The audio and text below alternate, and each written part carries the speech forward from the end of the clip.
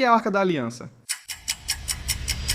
No judaísmo, a Arca da Aliança é o objeto mais sagrado dos antigos israelitas. Esta é a manifestação física de Deus. Na teologia católica, há a crença de que a Virgem Maria é a nova Arca da Aliança. A arca era carregada à frente dos israelitas enquanto eles atravessavam o Rio Jordão. Quando o sacerdote com a arca pisou na água, o rio se abriu milagrosamente e o povo atravessou em terra seca. A demonstração mais dramática do poder da arca é a conquista de Jericó. A Arca da Aliança até mesmo desempenha um papel no Islã.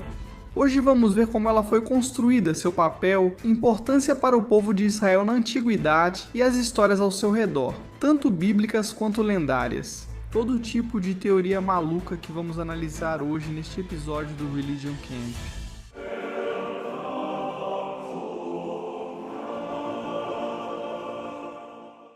Olá pessoal, bem-vindos de volta ao Religion Camp. Sou Mark Gagnon e bem-vindos à minha tenda. Aqui, todo domingo, exploramos as histórias mais interessantes e polêmicas de todas as religiões e épocas.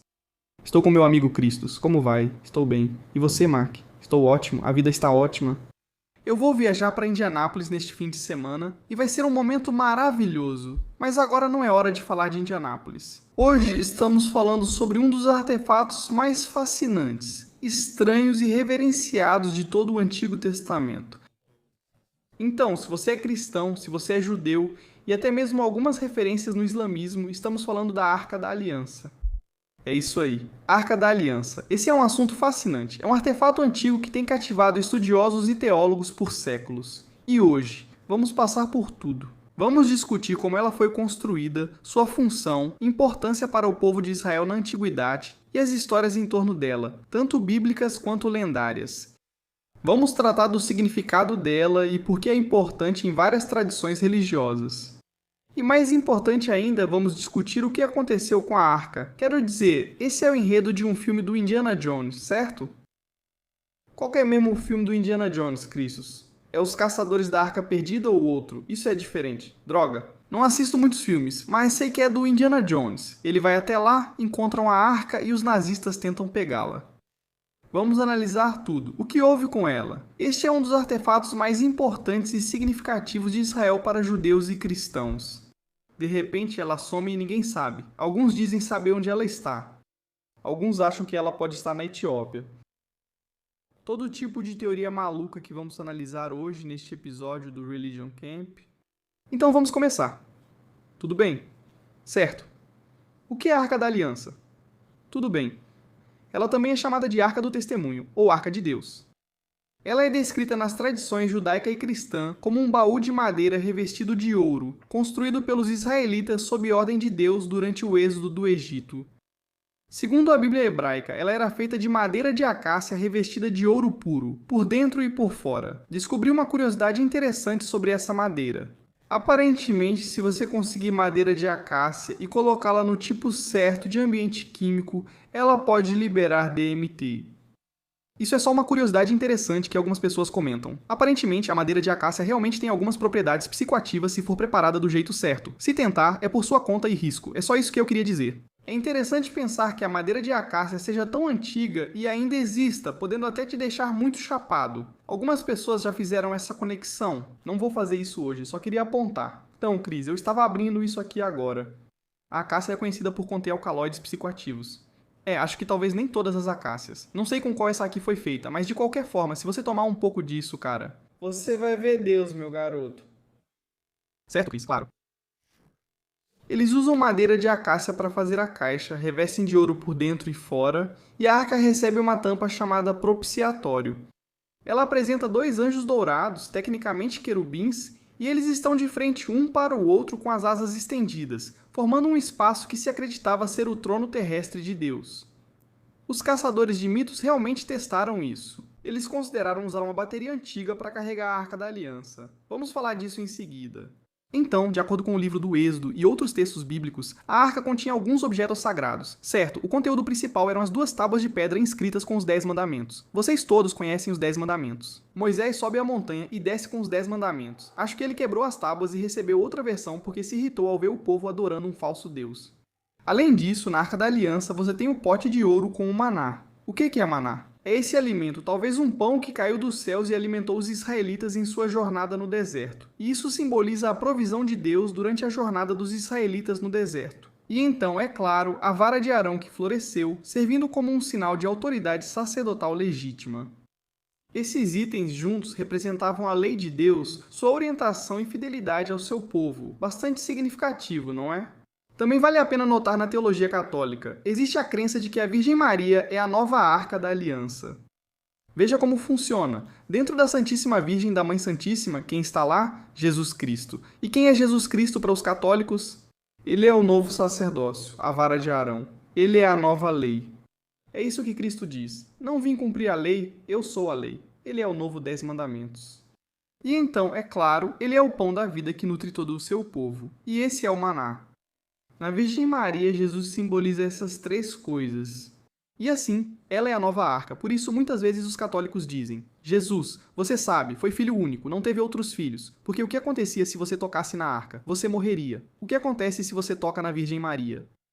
No sentido bíblico, você morreria, como acreditam os católicos. Só estou informando, é um detalhe interessante. Agora, vamos à etimologia. O termo Arca da Aliança vem da palavra hebraica que significa baú da aliança. E essa aliança se refere ao acordo vinculativo estabelecido entre Deus e os israelitas no Monte Sinai. E a arca basicamente atua como um sinal tangível, a manifestação física do relacionamento entre Deus e seu povo. E a presença da arca significa, você sabe, a promessa de Deus de guiar, proteger e habitar com seu povo escolhido, condicionada, você sabe, à obediência deles. No pensamento cristão, a arca é vista como prefiguração de Jesus Cristo e da nova aliança. Os pais da igreja, como Tomás de Aquino, veem o conteúdo da arca como símbolo dos atributos de Cristo, como mencionei antes, certo? O maná simboliza a Eucaristia, a vara de Arão, o novo sacerdócio, e as tábuas da lei se cumprem em Cristo. E a construção da arca, madeira revestida de ouro, era vista como uma metáfora para a dupla natureza de Cristo, tanto humana quanto divina. Então, como a arca era usada para adoração? A arca tem papel central na vida religiosa dos israelitas. E ela era carregada pelos levitas à frente da procissão dos israelitas, durante a jornada deles pelo deserto e até a terra prometida, simbolizando a liderança de Deus e sua proteção. A presença dela estava associada a muitos eventos milagrosos, como a abertura do Rio Jordão e a queda das muralhas de Jericó, reforçando seu status como um símbolo poderoso do envolvimento de Deus no destino do seu povo.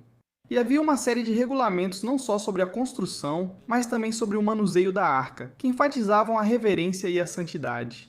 Então, a origem da arca está enraizada nessa narrativa que conhecemos no Êxodo, certo? Os israelitas saindo do Egito, como é descrito na Bíblia hebraica. Segundo o Êxodo, ela foi construída enquanto os israelitas acampavam ao pé do Sinai, pouco após fugirem do Egito. E esse período é significativo porque marca uma era fundamental na história dos israelitas, não é certo? Enquanto Moisés recebia os 10 mandamentos e outras leis de Deus, a arca foi construída como parte do esforço para criar um sistema de adoração, um sinal tangível de Deus entre nós, quase um proto-messias, se preferir pensar assim.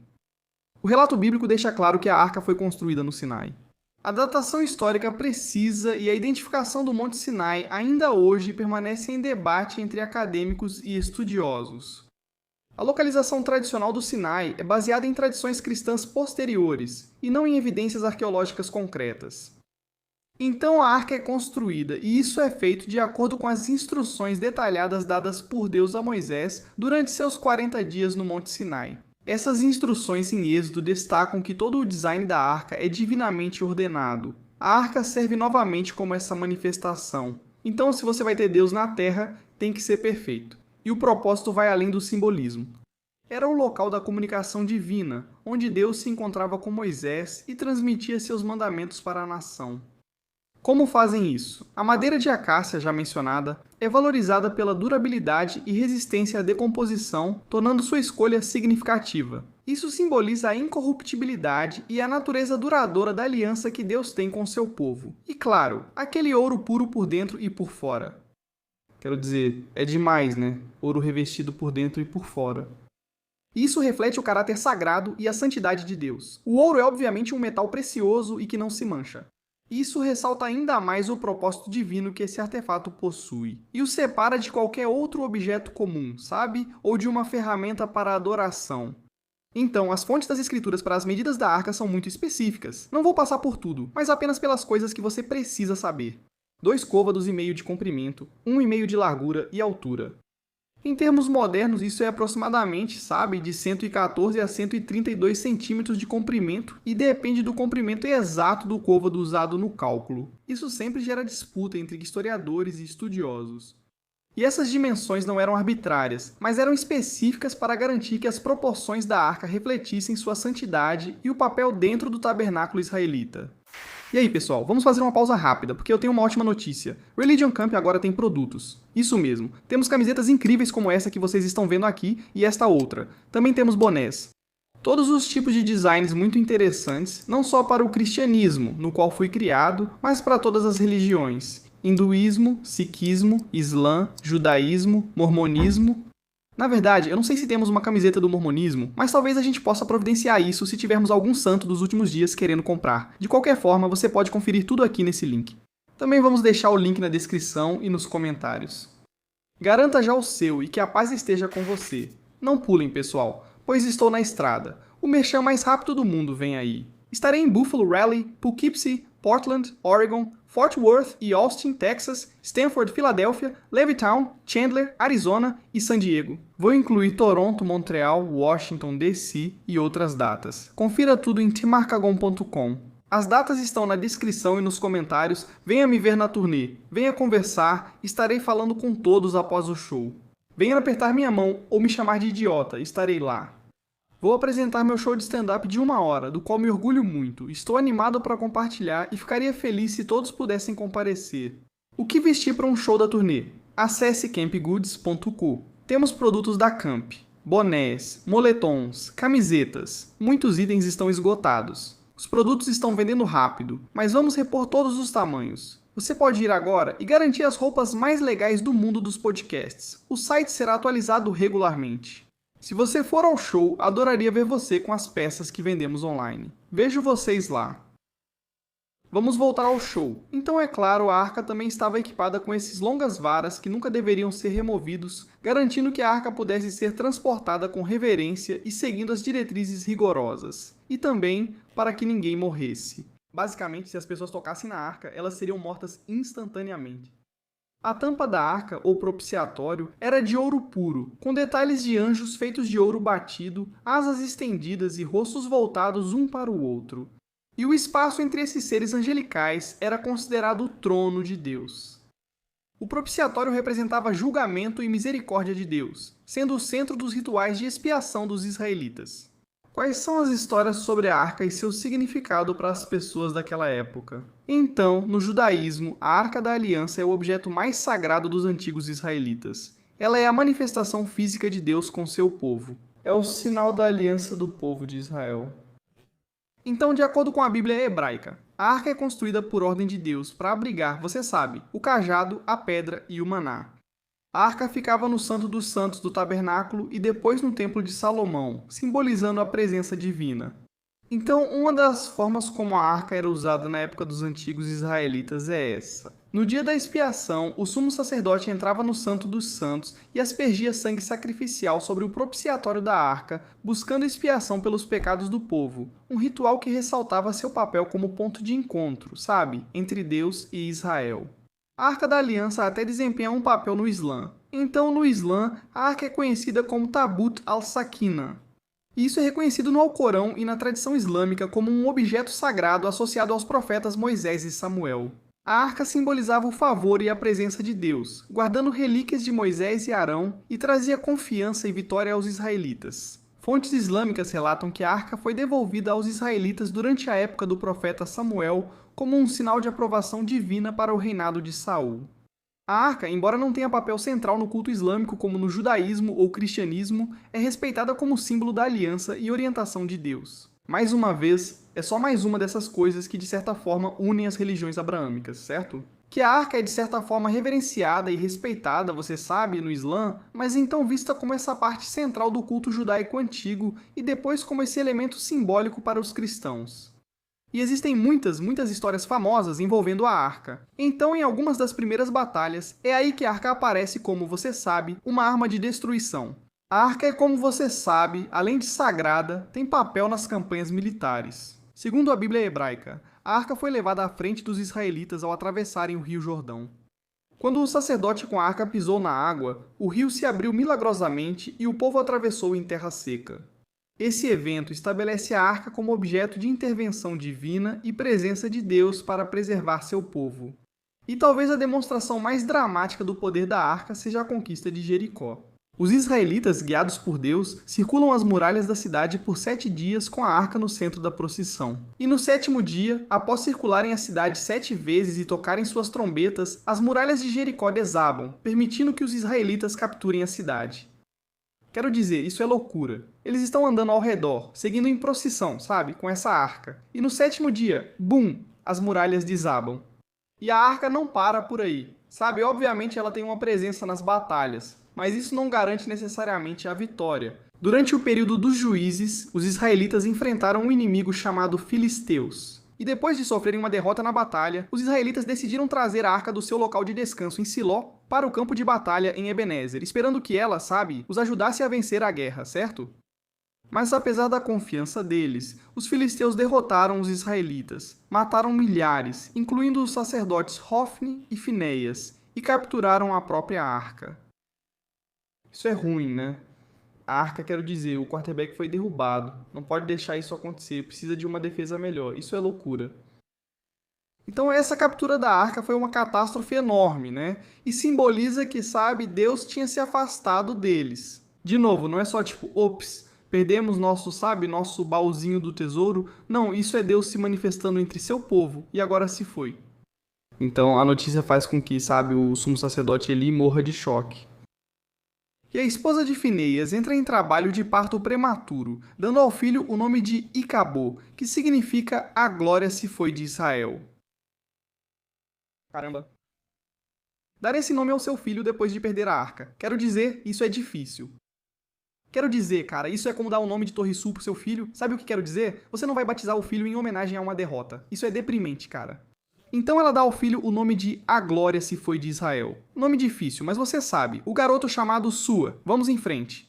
Os filisteus levam a arca para Asdod e a colocam no templo do deus deles. Não o deus de Israel, mas esse deus, Dagon.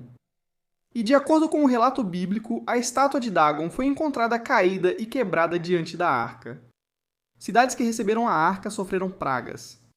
Após 7 meses de calamidade, os filisteus disseram: quer saber? Podem ficar com a sua arca de volta. Não precisamos de todo esse problema. Levem. Então eles devolveram a arca para Israel com ofertas e reconheceram seu poder. Assim, após seu retorno, a arca é recebida em Bet-Semes e depois transferida para Kiriat Jearim, onde permaneceu por muitos anos. O rei Davi traz a arca para Jerusalém e todos comemoram muito. O povo fica animado, feliz por ter a arca de volta. E agora isso se torna um símbolo central da identidade religiosa e nacional de Israel. O filho de Davi, Salomão, mais tarde colocou a arca no Santo dos Santos dentro do primeiro templo, onde ela permaneceu até o seu desaparecimento. Isso provavelmente aconteceu durante a conquista babilônica de Jerusalém, no século VI a.C. Então é aqui que a lenda começa, séculos após o desaparecimento da Arca da Aliança, certo? O artefato mais sagrado da história judaica, e possivelmente da história cristã, desapareceu. O que as pessoas fazem? Tentam encontrá-la, especialmente na Idade Média. Os Cavaleiros Templários foram uma ordem militar cristã criada nas Cruzadas. Eles são ligados à arca, você sabe, em muitas lendas populares.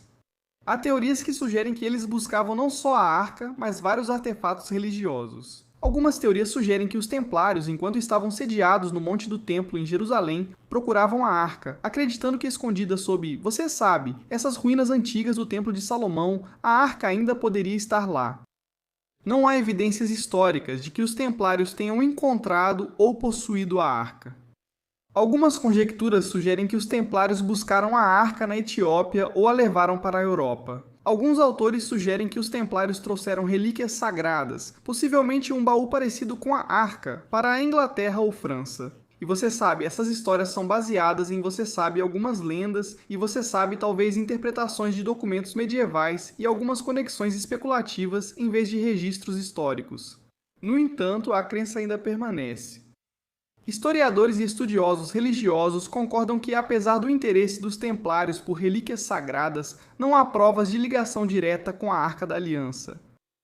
Quais são algumas das últimas referências bíblicas e essa conquista babilônica de que falamos? A última menção clara da Arca da Aliança está na Bíblia hebraica, durante o reinado do rei Josias de Judá, no final do século 7 a.C. Josias ordena aos levitas, novamente, essas são pessoas que, como você sabe, andam com a arca e estão de posse dela, que devolvam a arca ao templo em Jerusalém. Essa é a última vez que a localização da arca é explicitamente mencionada em qualquer registro bíblico. Cerca de 40 anos depois, o Império Babilônico, sob o rei Nabucodonosor, saqueia Jerusalém, destrói a cidade e incendeia o primeiro templo. Embora os babilônios sejam descritos como tendo levado o vaso sagrado do templo, o destino da arca em si não é detalhado nesses relatos. Esse silêncio obviamente leva a muita especulação ao longo dos anos. É importante notar que há essa ausência no período do Segundo Templo. É amplamente aceito entre estudiosos judeus e autoridades religiosas que a arca nunca esteve presente no Segundo Templo, que foi construído posteriormente após o retorno do exílio babilônico. A Mishnah e o Talmud atestam a sua ausência, e o Santo dos Santos no Segundo Templo permanecia vazio ou continha apenas marcas simbólicas de pedra indicando o local original da arca. Isso reforça ainda mais a visão de que a arca foi perdida ou escondida ou destruída antes da destruição pelos babilônios e nunca foi realmente recuperada ou substituída nessas gerações seguintes.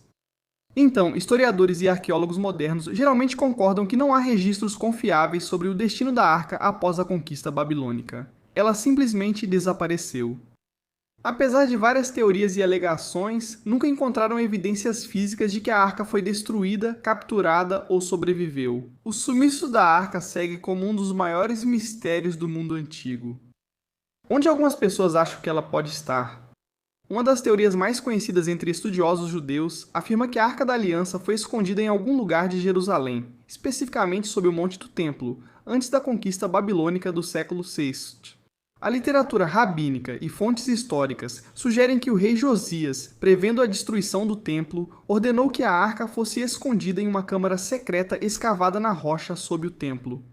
E essa crença é apoiada por passagens da Mishnah e tem sido um grande foco de muitos grupos judeus ortodoxos que estão se preparando para esse terceiro templo que eles esperam construir em algum momento em Israel. No entanto, a exploração arqueológica sob o Monte do Templo é altamente restrita. E devido às sensibilidades religiosas e políticas da região, não há nenhuma evidência definitiva que você sabe possa confirmar essa teoria. E aí, pessoal? Aviso rápido. Se você é fã do Camp Gagnon ou do Religion Camp, eu tenho uma ótima notícia porque estamos lançando History Camp. Isso mesmo.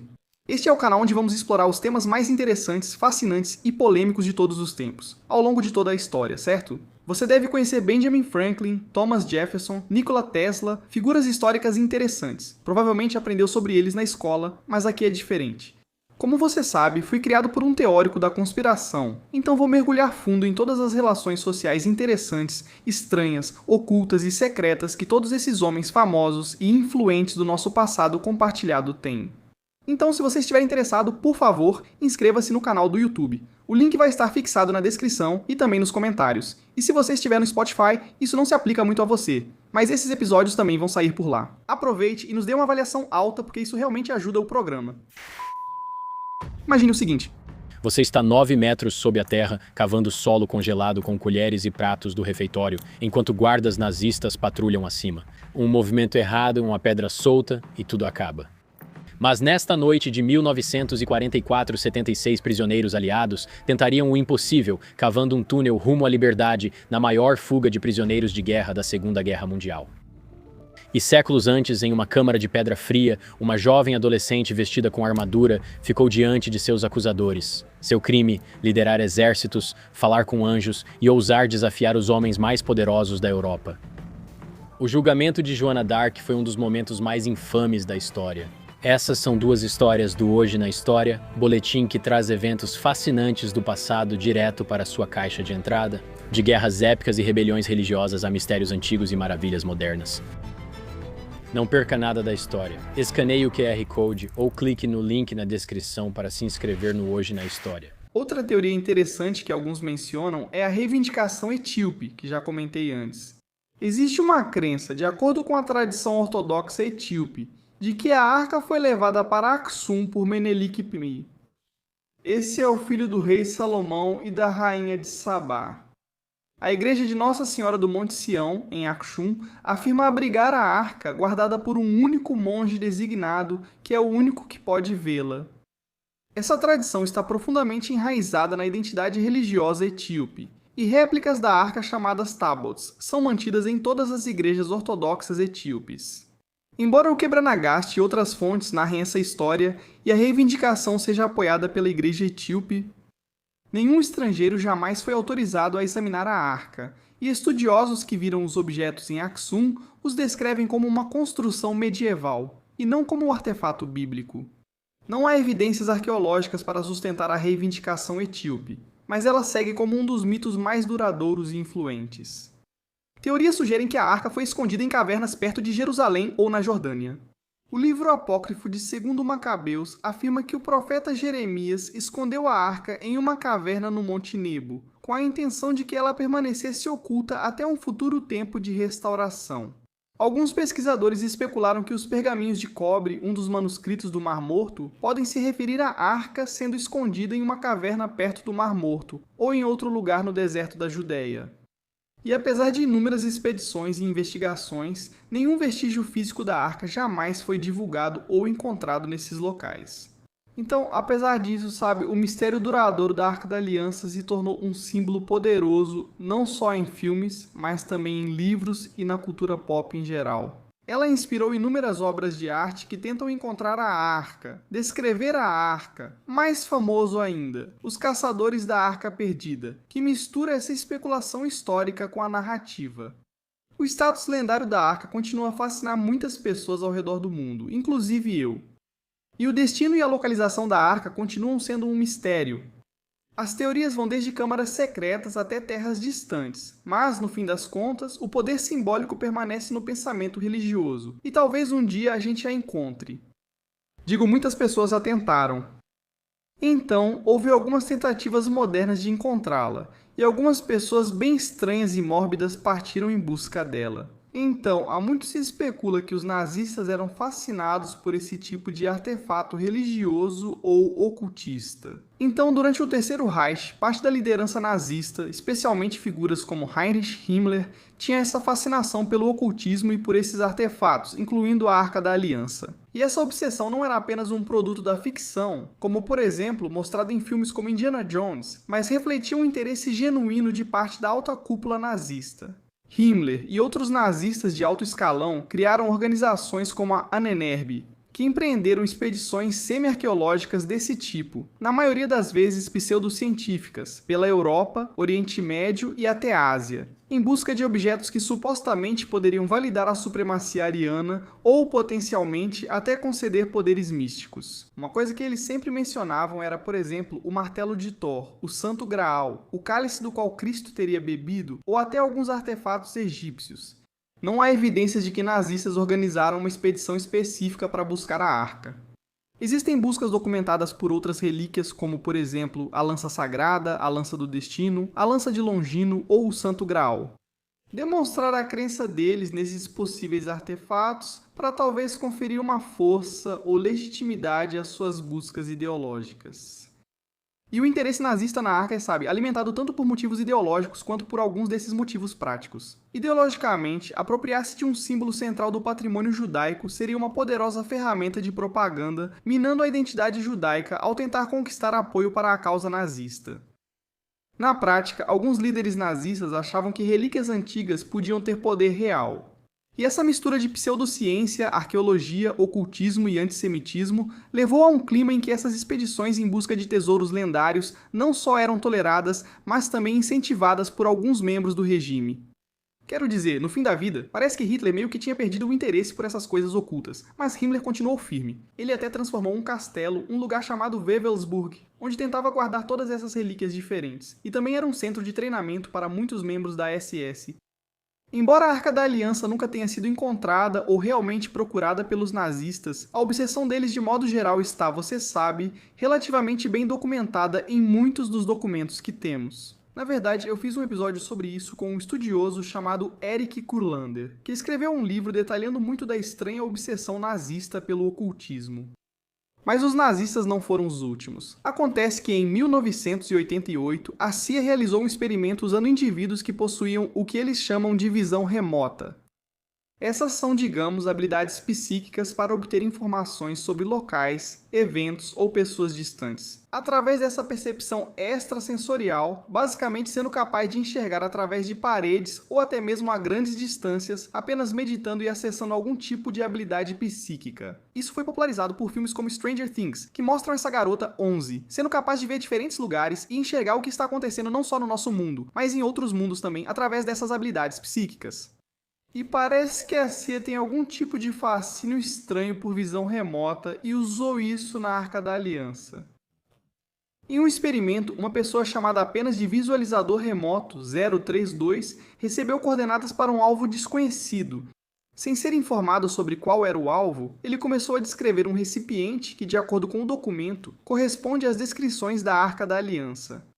Um dos detalhes mais fascinantes do documento diz que o alvo é protegido por entidades e só pode ser aberto por aqueles autorizados a fazê-lo. Este recipiente só será aberto no momento apropriado. O observador até alertou que qualquer um que tentar forçar a abertura ou invadir seria destruído por essas entidades desconhecidas que o guardam, usando uma força que desconhecemos. Então estou abrindo alguns dos documentos bem aqui. Isso vem do site da CIA. Por que isso foi publicado? Eu não faço ideia. Mas está escrito aqui que a data da sessão é 5 de dezembro de 1988. E diz aqui na avaliação com o visualizador 032 que o visualizador conseguiu perceber o alvo com muita clareza, indo muito bem.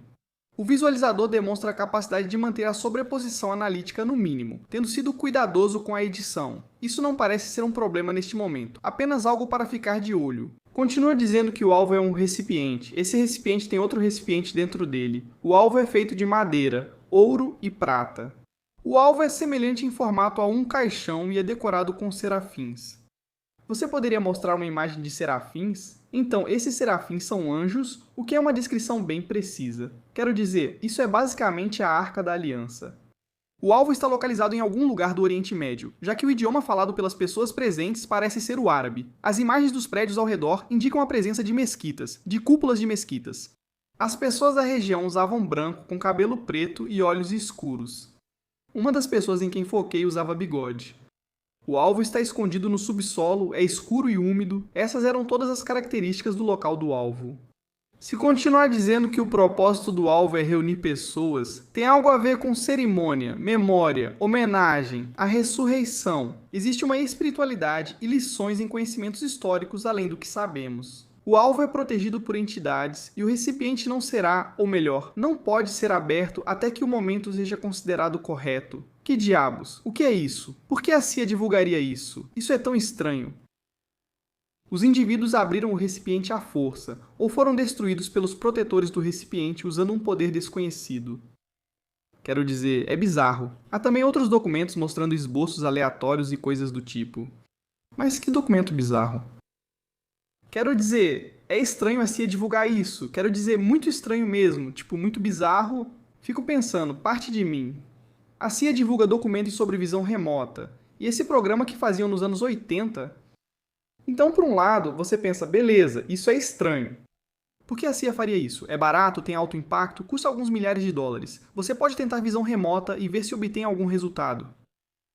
Beleza, essa é uma opção. Opção 2. Visão remota é real. E as pessoas estão usando essa habilidade psíquica para, tipo, você sabe, encontrar alvos além do alcance da inteligência humana, da vigilância e de qualquer coisa desse tipo. Improvável, mas talvez. Não vou dizer que não. Quero dizer, talvez a CIA queira que isso venha a público, ou algo assim. Talvez para justificar algum tipo de invasão ou conflito, ou algo do tipo. Digo, por que eles divulgariam isso? É tão estranho.